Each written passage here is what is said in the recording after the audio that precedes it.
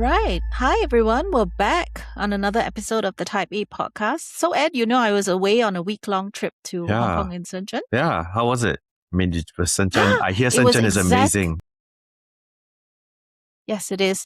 It was exactly as I expected it to be. Bloody mind-blowing. Yeah. Why did you come back? I feel like it's just the sheer energy and the scale. It doesn't feel like, you are in business as usual mode. Everybody is hustling. So the most exciting part was the electronics market. I think if you ever go to Shenzhen, you need to go there.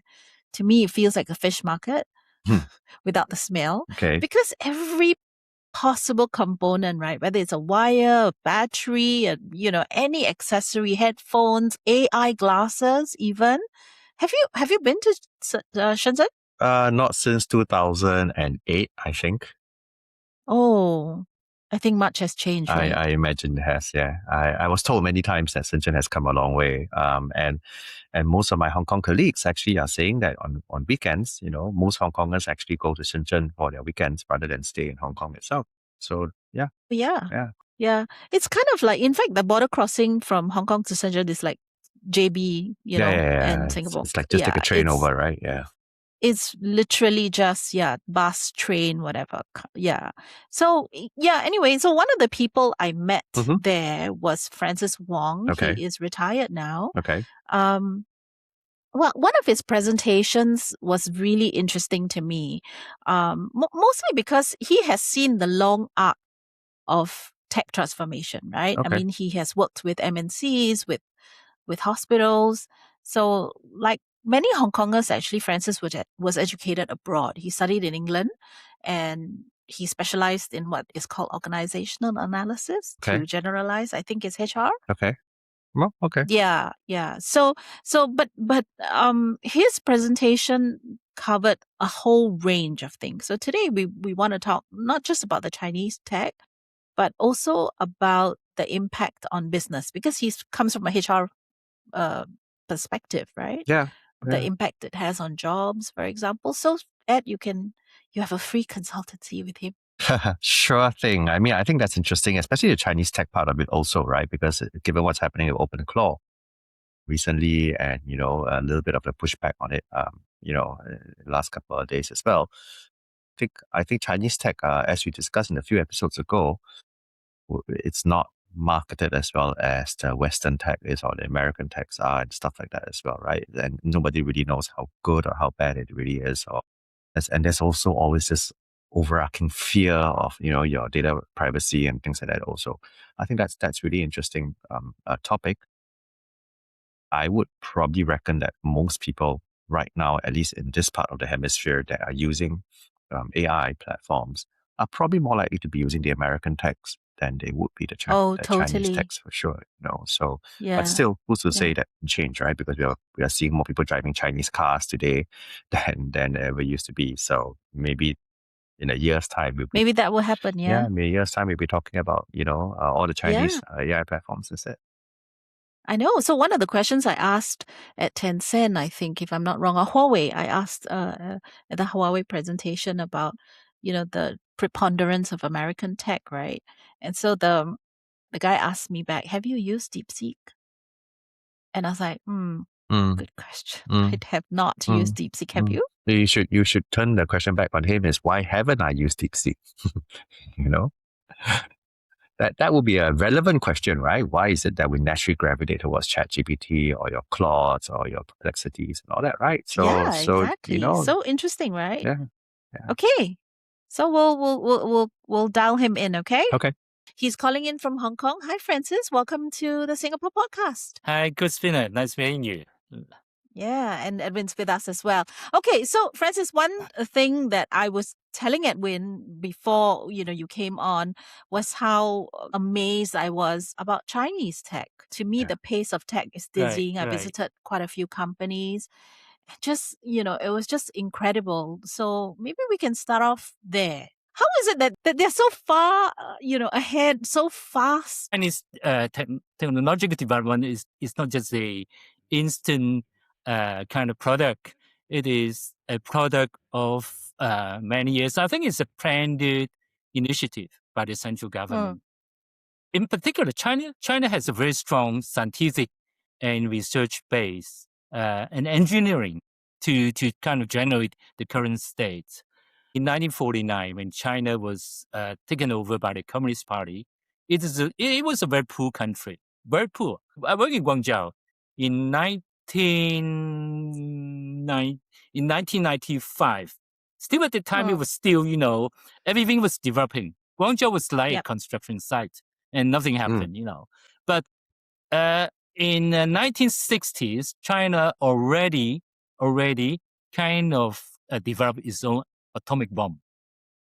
And subsequently, it struggled, for a few decades for more money, for more financial resources until it entered the WTO. Then from there, it developed a very good manufacturing site, and subsequently the entire supply chain as time goes by, like what is happening now. With all this kind of background, Chinese has a very good infrastructure in helping it to develop, technology. I think the Chinese government feels that if they want to compete with the Western counterparts, the only thing they can do is to start a new kind of round of competition. They want to go to, compete with all these industrial machines, etc., because the West had hundreds of years ahead of China. And that's what they're thinking about. I think the central government was thinking about how we can develop a new form of competition, whereas we can all start at the same starting line. And that is where the technological revolution in China begins. So this is a very well-planned initiative done by the Chinese government. If you look at the background, many of them are with a engineering or scientific background. Unlike in the West, most of them are lawyers, bankers, etc. But in China, they are very pragmatic. They have a lot of this expertise in the leadership. And that's why from there on, they have the vision to kind of step in this technological revolution and join them and start them and become kind of a leader at the moment.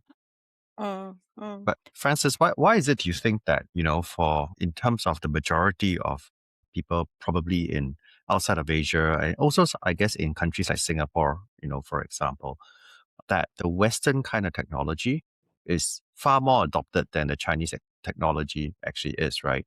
Yeah. Because if you look at everything that we use, whether it is the phones, a lot of people use Apple. Right. A lot of people, probably also Korea, like Samsung and Res and Google. If you look at AI, I think majority of us actually use OpenAI's ChatGPT. We use Claude. We use Google and things like that. But I'm very sure that the Chinese tech in terms of capabilities are probably not inferior, right, to the Western platforms. So what do you think is the reason why they don't dominate globally as much as the American technology companies do?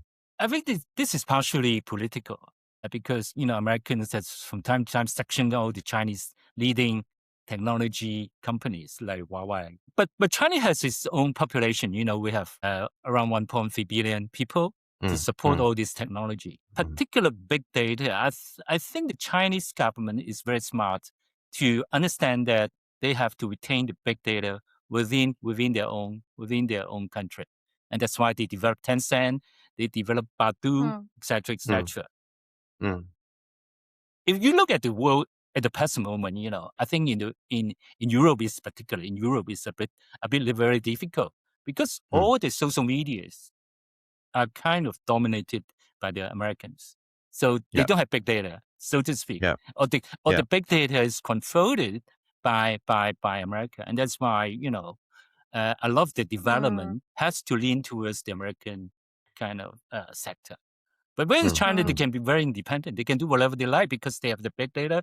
They have their own technology. Crispina has been to Huawei. Probably she knows better than me, I haven't been there for a few years. And they develop their own, a lot of their own things. The technology side is not just confined to software.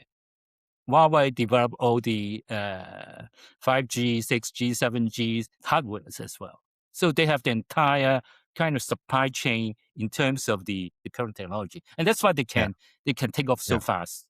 Yeah. So it's just the scale because they already have that enormous market. So they don't kind of have to market it the way maybe, some other American products do. They just keep it within their borders. Actually, China is now exporting quite a lot of this technology, not to the West, but to Middle East, to Africa, and to South America. I mean, if you look at Huawei's recent report, they just have announced a report recently about, how much revenue they have.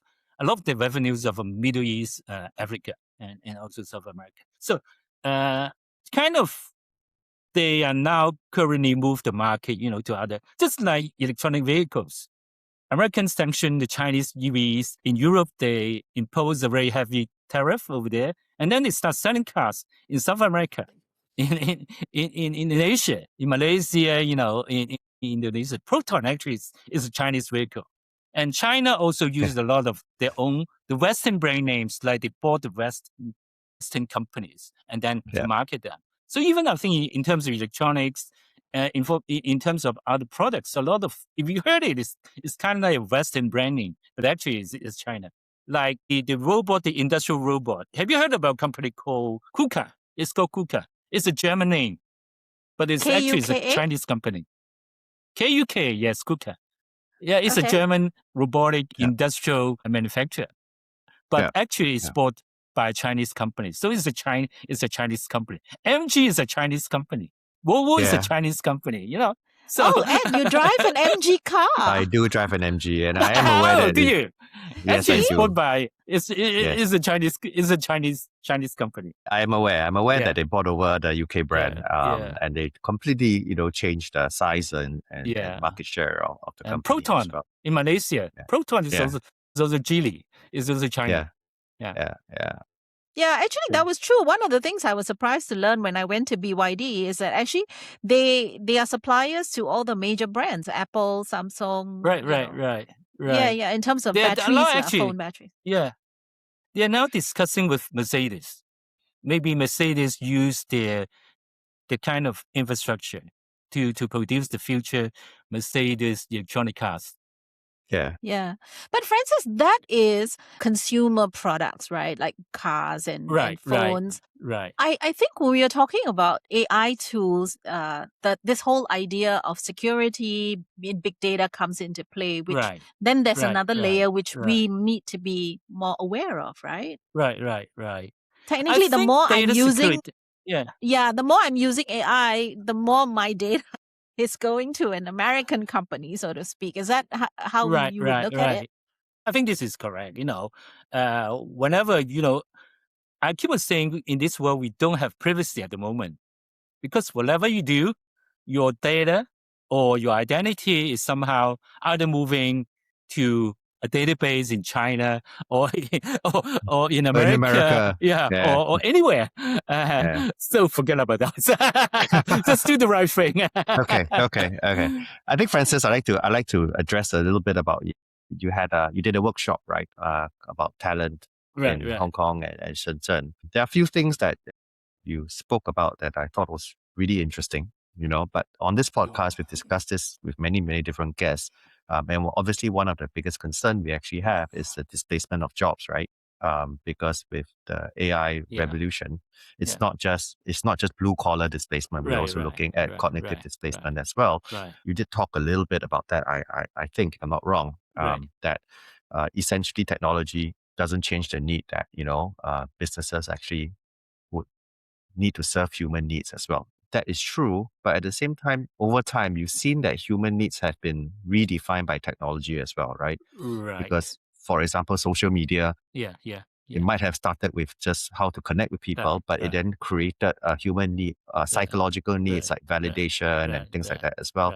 And if more and more people use AI, and I'm thinking about the next generation, the natives, right, that are young children now that are using AI regularly. In fact, I see it in old people as well, where the constant companion is actually AI today, right? So then the human needs in itself is actually evolving as well. And WEF also published, I think last year, a jobs report that also talked about the fact that it's not just processes that are being eliminated, it's actually certain job categories that will be completely eliminated as well. Right. You know, how do you see this that gels with your idea that, you know, technology will still serve human needs? Because I am a bit more skeptical. I think technology serves corporate masters and profitability rather than human needs, you know. Yeah. Probably the definition of needs, what I define needs is quite different from what you define needs. You know, when I talk about needs, I talk about all those fundamental basic needs. So you start with, you know, if you look at the Maslow needs hierarchy, you know, where everybody, when we go to university, this is kind of very basic. We start safety and move on to the kind of high level needs that you have to satisfy your own self-esteem, etc. I think these needs are still true. I mean, I keep on saying, you know, to do a successful business, whatever we do has to satisfy people's needs. Otherwise, you're not making money because you're not helping them, you know, to satisfy those needs. Fundamentally, because I study organization, I study HR, and I study all these human revolutions in the past. At the time when we have the Industrial Revolution, everybody was scared about losing their jobs. Right? The people who ride on the horse afraid that, you know, once we have a motor car, it would take away their jobs. But what happened was we have motor cars, and then we create more drivers, we create more maintenance staff, we create more production people, you know. So it creates jobs rather than it reduces the jobs. I think the same happens with the current technological revolution. We have more jobs, maybe different types of jobs, but everybody in the current job market, you need to change yourself to move on to the new jobs. In China, they are now short of around 20 million digital people. 20 million? Doing 20 million, yes, 20 million. This is the latest survey at the end of 2025. 20 million digital people. Why? Because now most of the graduates, they are not doing all this. You know? The professors have no idea what, you know, all this digital application is. So nobody trained them. And that's why this could be a very interesting HR development, talent development in the next few years. And other aspect, I mean, on the more menu side, they're short of drone controllers because now everywhere you're using drones, you know, the Iranian war, agriculture, firefighting, photography, surveying. You need a lot of drone controller. But where do they come from? I think they are leading another 1 to 2 million licensed drone controller in China. China alone. So these are jobs. I mean, these are new kind of jobs. Not to talk about, you know, people doing all this development at the back of it. People developing drones, etc., etc. People developing all this software, etc., etc. They need a lot of people, but the skill set would be very different from what we are now having. So if I can give advice to the new generations, I would tell them that you better keep abreast of the development of the text and how they can be used to change the way you work. As Evan just mentioned, you know, about needs. We have to satisfy people's needs. It will not be changed. But the process of satisfying people's needs will be very different. In the past, if we want to go for a holiday, we need to book an air ticket. We need to book a hotel. And probably you go to the travel agency 2 or 3 months ago and then tell them what your needs are, etc., etc. And they wait for their phone and then they contact the airline.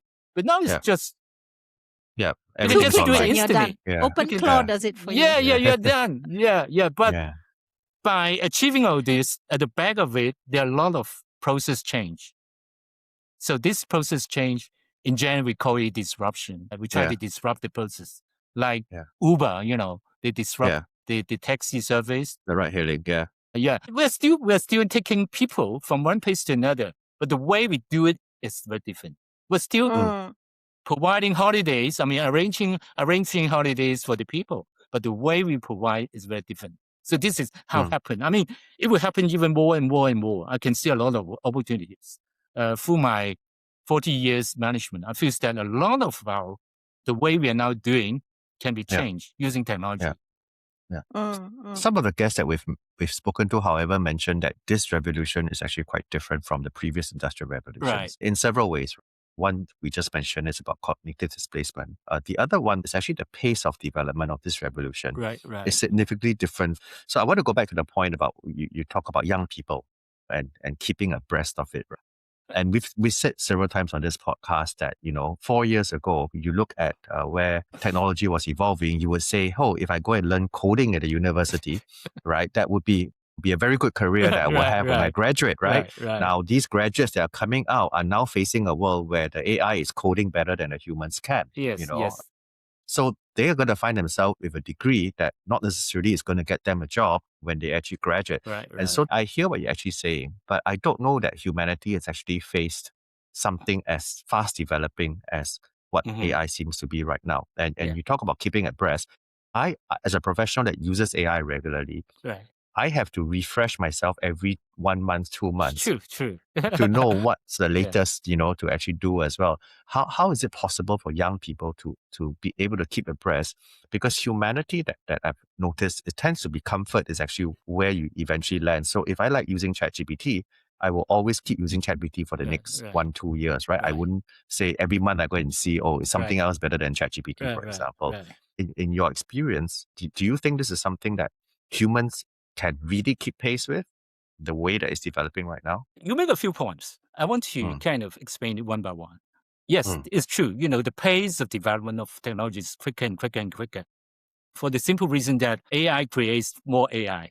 Technology creates more technologies. And that's why the pace is much faster. But secondly, most of the people here in whatever country, in Hong Kong or in Singapore, I'm sure in America, in the UK or in Europe, whatever, we're still living by our experience, right? A lot of parents, they still, I mean, they are in touch with technologies, but they don't feel that technology will move that fast. A lot of parents in Hong Kong, they still try to get the children to the top schools. To have tutorial lessons every day. Same here. Because they still want the children. They still want the children to be good at examinations and then become a doctor, to become a lawyer, to become an accountant, etc., etc. If you think a little bit about it, doctors can be displaced. Yes, same as lawyer, same as accountant. Yes, that's right. So these are not the jobs, in the future, but we're still using our experience doing all this future. So this is the second point I think most parents has to be aware of. Actually, I go to Shenzhen from time to time because in China, they're still hoping that the children can get to a good school, go to Tsinghua, go to Beijing University to have a better future.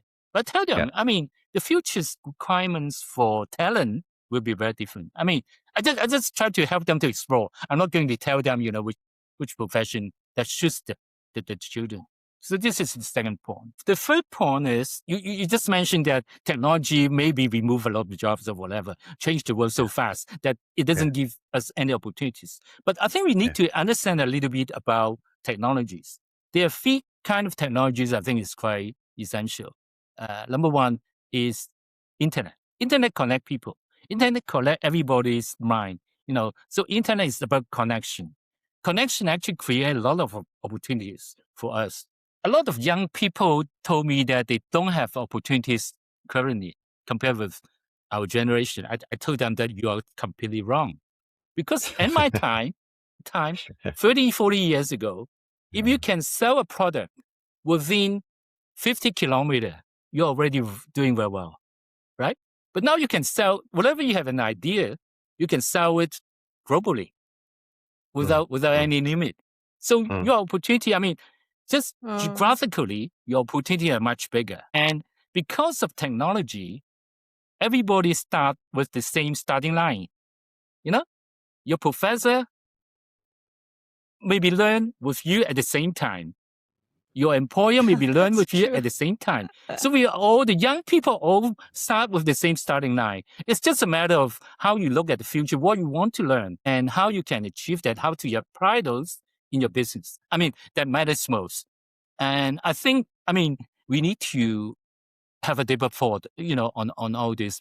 kind of very basic things. So it's very interesting what you're saying, Francis, because what you're saying is the mindset change. Right. Is when we talk about opportunities in the past, we're thinking about job opportunities, right? Because the way that we make money is we get a good job, we earn a good salary, and we have stay good there for life. forever. What you're saying is there's a lot more entrepreneurial opportunities today than there are job opportunities, and there should be a mindset shift of shifting from getting a stable salary to here's business opportunities that you can actually tap on. But that's an interesting concept.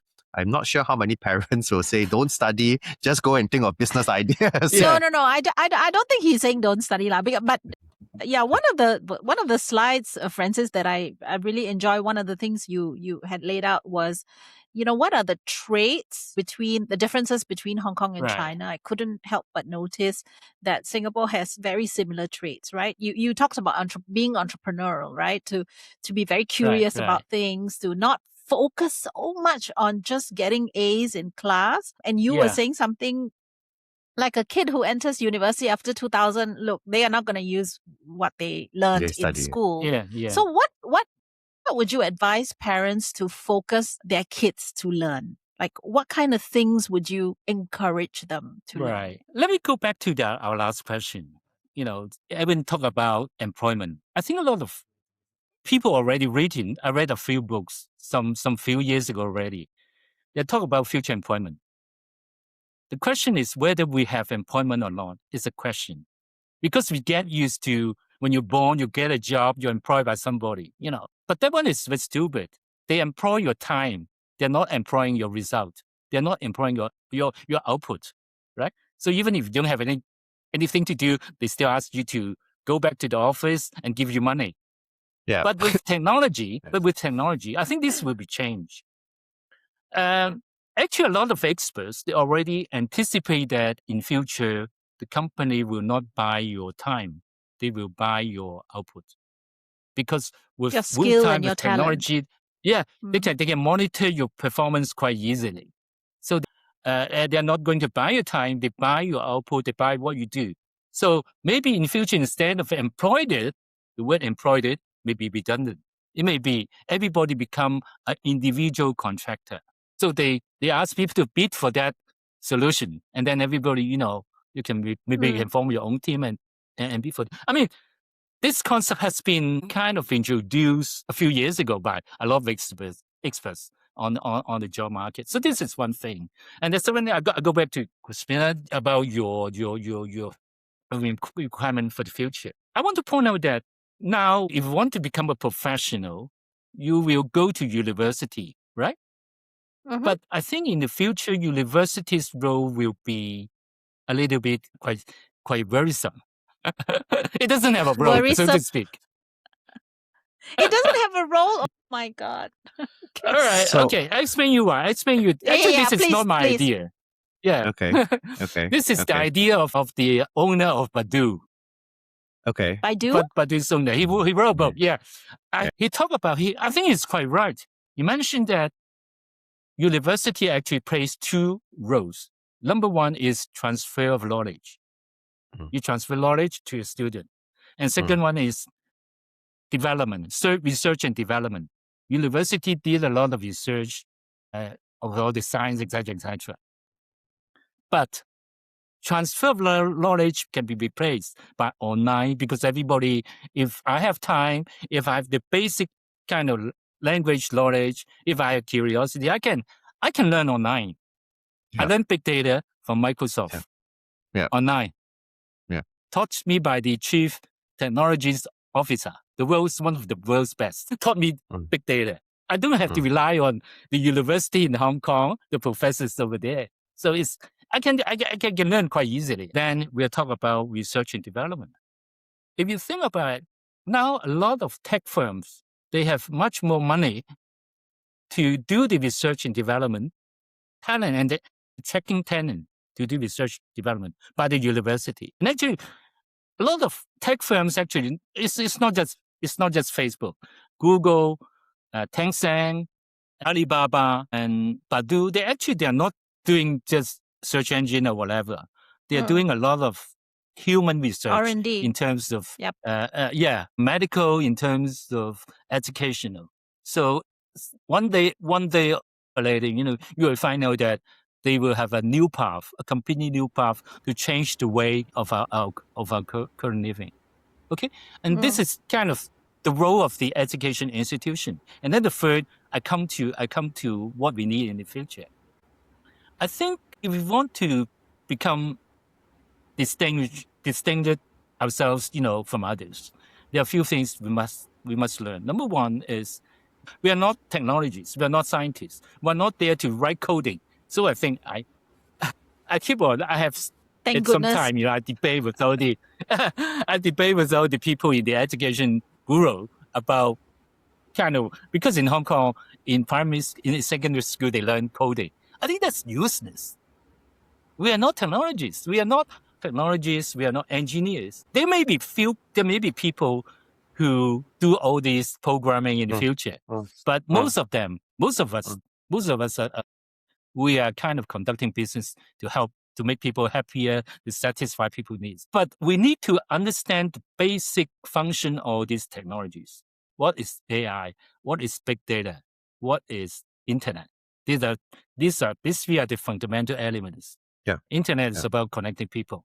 AI is useless. AI is like a Lamborghini. AI is like a Ferrari. It is a very good car. It is very powerful, but it needs petrol to make it work, or electricity, whatever. Energy. Yeah. Those are big data.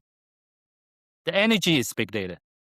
So we need to understand what are big data, how big data works, how they can fit in to the AI to make AI become a better AI. So, we need to understand all these functions. And finally, the internet, because internet is not just about connecting your phone with my phone. Internet is about Internet of Things. In the future, we connect everything with internet.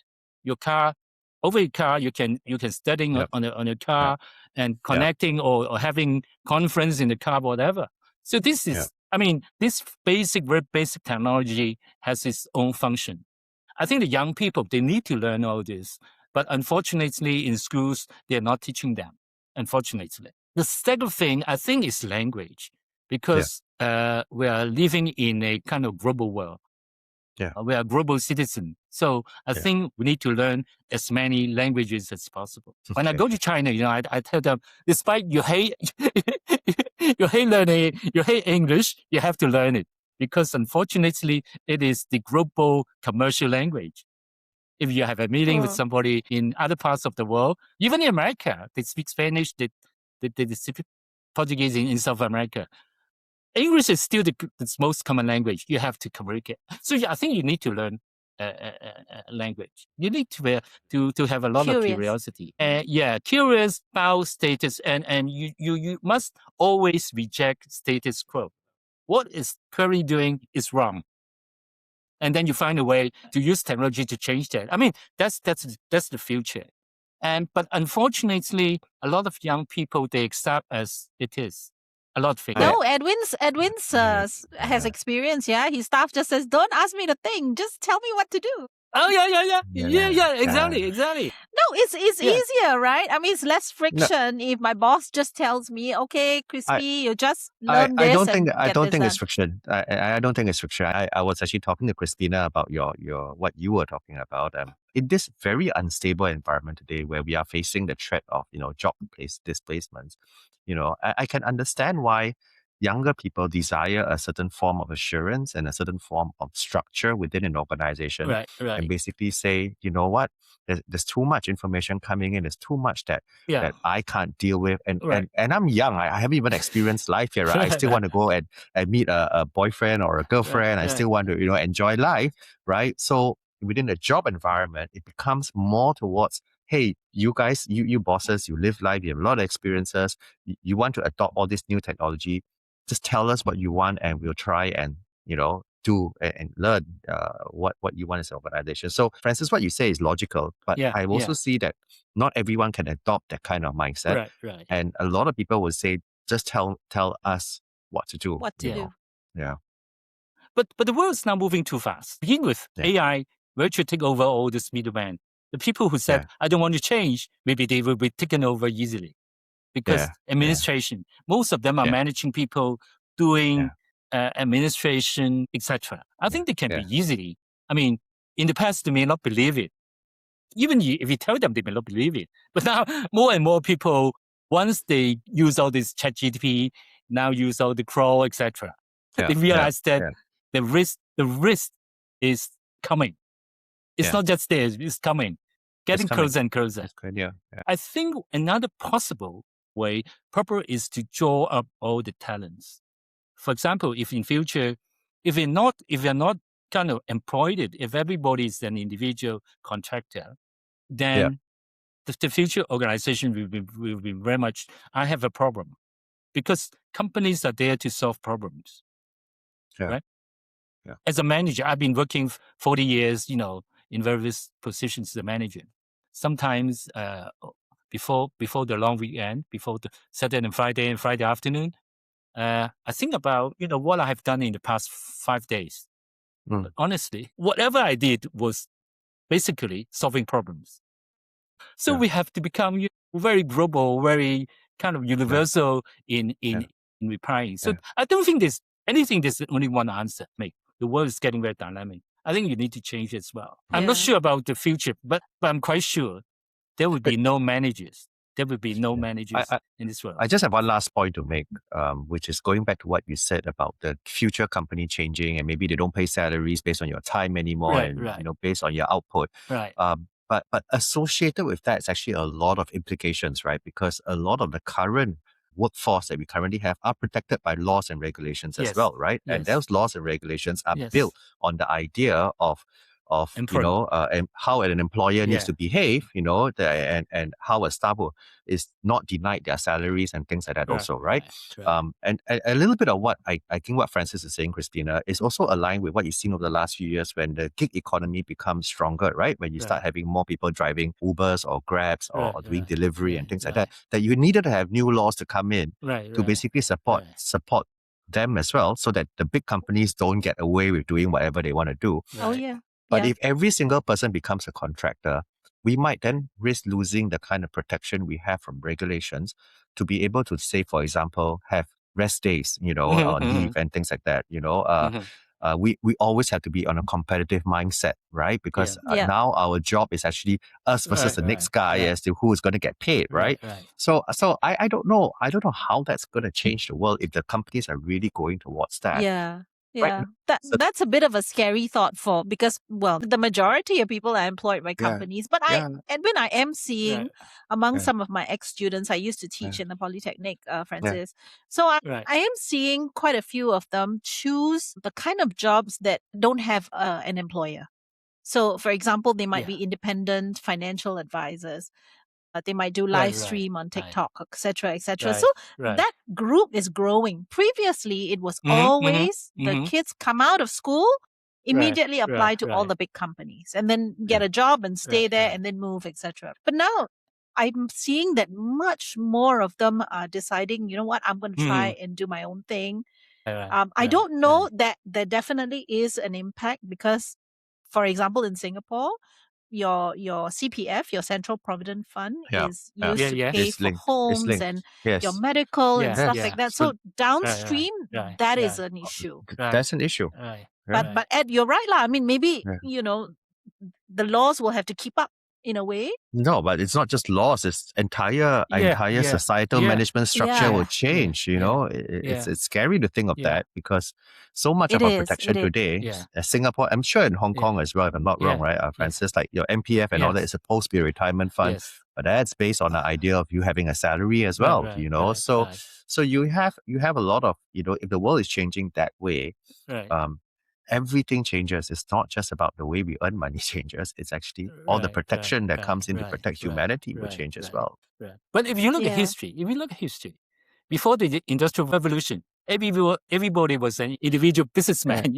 You're sewing clothes, you are rubbing, you are cleaning people's shoes. So we're going back to the old days. Exactly. So we're going back to the old days. I think the world will change. And we have to cope with the change. But this change will not be sudden. It is a gradual change. Yes. Yes. If you think about it even further, I think in future there will be a very serious wealth distribution issues.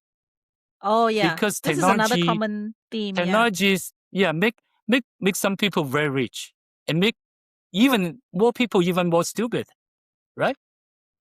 Because everyone's doing technology, so there will be a disparity of income in the future. Seriously, more so than now. You think? Yeah, you think much bigger, much bigger. But I think it's even getting bigger because this is common. This is just common sense. Technology makes you cheap, make you rich very easily. But on the other hand, you can make other people not using their brain. If you're not using the brain, you're not going to get rich, right? So this disparity will become bigger and bigger and bigger and bigger. And actually, some experts has think about this issue, and they said maybe in the future, one of the major role of all the government is to redistribute the income. In other words, your MPF may become a big pool, So universal income, basic universal income. Basic income. Yeah, you're the third person now, Francis, to say this on our pod. You're the third guest to say this, They impose heavy tax. They impose heavy tax from the rich and redistribute the income. I mean, instead of everybody relying on your salary, maybe government subsidy, etc., will happen. I don't know. I like the idea, but I'm not so optimistic that it will happen like that because I feel not in Singapore, Francis. No, I don't think it's only in Singapore. I think globally, rich people will always find ways to protect their wealth rather than giving it away. So if the government comes in and say, no, I'm going to tax you more, they're going to find ways to basically say, no, I'm not going to. They'll go somewhere else where their wealth is protected. I can only tell you, never say never. When I saw people having a mobile phone, wow, my goodness, phone can be like that. It's so powerful. And now we thought those mobile phones are dumb, right? So, I mean, never say never. Things will happen. I just have one quick answer, a short answer. If you were advising a company today, what is one thing you would suggest that maybe its management do? Equip your staff with technology. I think most people are not doing sufficient. In the future, at least half of the jobs will be technology. If you're HR, half of your job may be how to use technology to do to perform your HR duties. If you're marketing, half of your job will be using technology to perform your marketing duties. I think equip everybody with AI knowledge. I think it's very important. Now, I don't think the companies are doing sufficient. Instead, they spend all this energy, resources to leadership training, supervision training. In future, there will be very few human beings doing all this work. You're supervising robots instead of human beings. So I think a lot of things we are now doing need to have a rethink. I think rethinking what we are now doing, I think is quite important. Because the world is changing. If we do not change, you will be eliminated. All right.